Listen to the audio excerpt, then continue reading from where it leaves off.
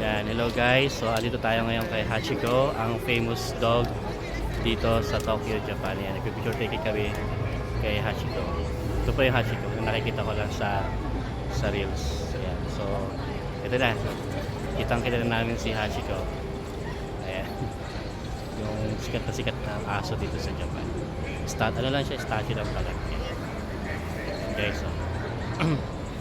Mga kasama ko ay busy sa kanilang picture. Yun guys, daming tao. Ayan. Di gaano maginaw ngayon this time compared kagabi na sobrang ginaw, pero maginaw pa rin. Ayan. So kailangan ko pa rin mag-guantes.